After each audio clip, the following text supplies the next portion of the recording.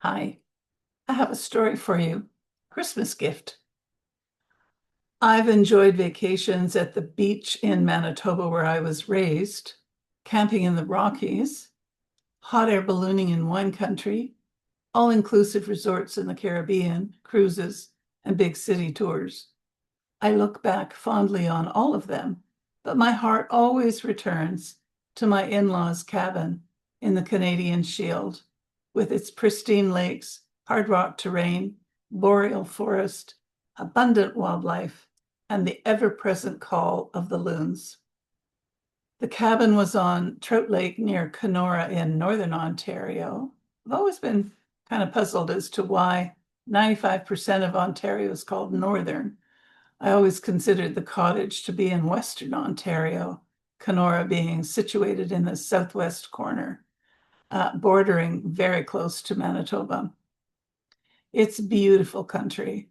Trout Lake was small as lakes go, but it was deep and spring-fed. The lake water was drinkable winter and summer. In summer, my father-in-law would just run a hose from the lake to the house, so there was running water. In winter, we would cut holes in the ice and fill pails to bring water inside. My husband, Grant, his father, built his cottage by hand when Grant was a little boy. The main feature was a huge stone wood-burning fireplace situated in the middle of the cabin. The vents were built into the structure so that the hot air would heat up two bedrooms, one on either side, as well as the long living room that went the full expanse of the front face of the cottage. The kitchen in back was heated by a wood-burning stove. It would take a couple of hours for the two fires to heat up the cabin enough for us to take our coat off. So we would get warm by unpacking all of our gear and setting up the household. The outhouse was a few yards out the back door. There were tool sheds for storing winter and summer tools, two snowmobiles, skis, and winter outdoor clothes.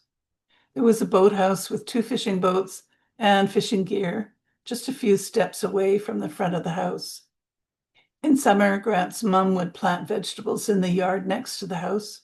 Grant and I would wander up the hills out back to pick wild blueberries. But there were bugs in the summer and mice in the winter, not my favorite part of the cottage. The most beloved time to visit the cottage for me was Christmas. The family would load up two vehicles with decorations, gifts, and feasts, and drive the 3 hours to spend 3 days in the glorious white silence of this part of the Canadian Shield. Grant's dad would make sure that the cabin was safe and sound, get the first pails of water from the lake, and then have fun on the snowmobiles, maybe doing some ice fishing. Grant's mom would set up the kitchen and start on meal preparation. She was a fantastic cook and baker. The kitchen was her domain, no helpers allowed. Odd that, in a way, because I remember one Christmas when she was not at all pleased with me. I had started reading Anna Karenina before we left the city for our Christmas vacation. I couldn't put it down. I read that book through to the end, taking time only to eat and sleep. I think it was a couple of days before I finished it. I got annoyed looks from Mrs. Carphin for those 2 days, although she didn't say anything. It wasn't as though she wanted help in the kitchen, so I could only surmise she wasn't happy about my being so unsociable with my nose stuck in that book. Their next-door neighbors were a couple from Finland. They had a sauna, and the Carphins had a key to it. It was an authentic sauna right by the water. Grant and I used it a couple of times per winter visit.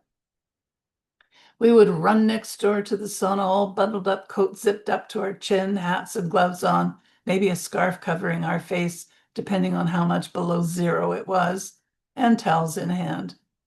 I remember shivering the whole time while Grant was preparing the sauna. The building had a little change room in front, a log storage area, and the sauna room. The sauna had 2 rows of benches and a wood-burning stove with rocks on top, a water bucket, and a ladle. The first thing to do was to start a fire in the stove. While it was heating up, you would take a bucket out to the lake, just a couple of steps away, chop a hole in the ice, fill the bucket with water, and set it beside the stove. When the rocks were hot enough, you would ladle water onto them and steam up the sauna. At this point, you would hurriedly take your clothes off in the front area, stow them, however, haphazardly, and rush into the steamy sauna. In below zero weather, being dressed in a towel was not fun until you got heated up enough in the steamy sauna you could hardly breathe. Then you could stand around outside to cool down, or if you were really brave, which I wasn't, plunge into the lake, then back into warm up. Once you had your fill of this hot and cold process, it was time to put the sauna back in order for the next visit. Then we would dry off, get dressed enough to be presentable, and saunter back to the cabin, steam rising from us, coats draped over our arms. Christmas was glorious. We would go out back to find a small pine tree, cut it down, take it inside, and decorate it. We would feast on Mrs. Carphin's fabulous cooking and settle down in the living room to enjoy a roaring fire and talk over the day. Sometimes Grant and I would sleep in the small second bedroom, or sometimes we would sleep on the pull-out couch in the living room in front of that huge fireplace with burning logs keeping us warm. Those halcyon days exist now only in my memory. Grant and I moved to another province and did not visit the cabin anymore, and he sold it after his parents died. Sometimes in winter now, I put a fireplace video on the TV and fall asleep to the crackling of a fire that reminds me of Christmas at the cabin. The cabin behind me is not my in-laws. It's a great AI-generated image, though. I hope you enjoyed my reminiscences of Christmas as my little gift to you, and that you enjoy this beautiful view of this cabin, lights on, people inside enjoying a toasty warm fire and maybe a Christmas meal. Please like, subscribe, and share. Your support means the world to me. My website is https Let's Talk Together. There you can link to my YouTube, Substack, and book a conversation time with me, Cathy the coach.